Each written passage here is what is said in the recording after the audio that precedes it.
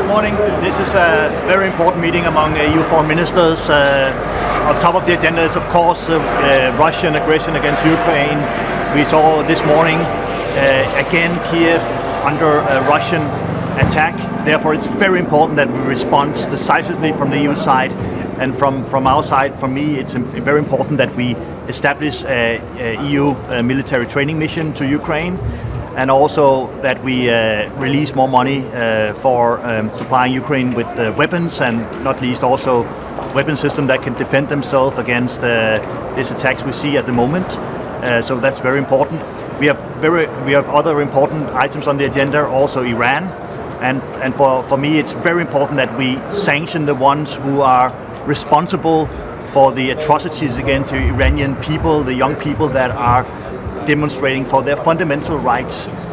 This is horrible what we see in Iran, and EU must take a strong stand here and use the tools we have available when it comes to Iran. And then finally, also today, we have now released this new information about a group of friends of climate diplomacy among EU foreign ministers, EU member states. This is important because we have to ensure that the climate crisis is addressed, and also when it comes to our diplomacy, we want EU to take a stronger climate diplomacy role in the world with the big emitters in the world, and using our diplomats all around the world to fight for ambitious climate policy, also ahead of COP27. The sanctions on what's happening in Iran?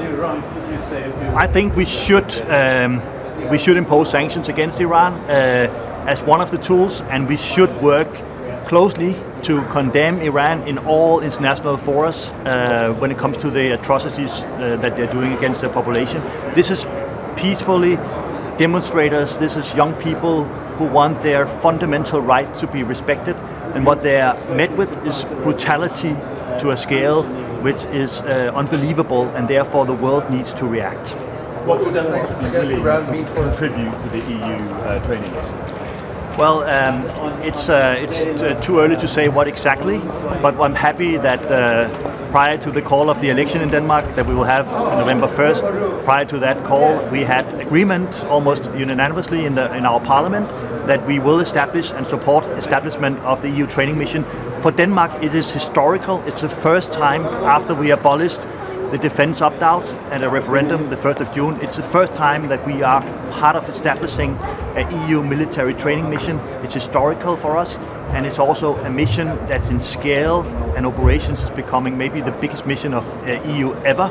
It's something that we highly support, and it should be also, of course, coordinated with other training missions bilaterally and multilateral training missions that we have already at place.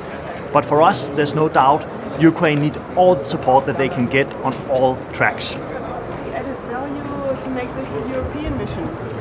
Well, to coordinate the efforts and also to have a long and sustainable mission of training Ukrainian troops. We are probably unfortunately in the long haul when it comes to the war against Russia to stop Putin's aggression against Ukraine.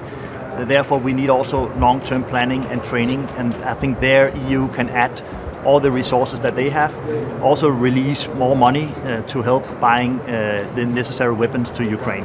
What do the Iran sanctions what kind of impact could they have on the JCPOA negotiations? Well, on the JCPOA, it's important that Iran fulfill all its commitments, and we will fulfill ours. But what we can see now, Iranian drones are used apparently to attack in the middle of Kiev. This is an atrocity we need to address. We see that Iran itself, the leadership in Iran, are cracking down on its own population in a way that is inhuman and against all norms and rules, and we should react strongly to that. So we want to take concrete steps. And then, of course, Iran has to comply with its obligations under JCPOA. We want to prevent Iran from becoming a nuclear weapon power, and this is a common effort of the world. It should be, because if they become a nuclear weapon power, it will be a threat to all international security in the world. Thank you.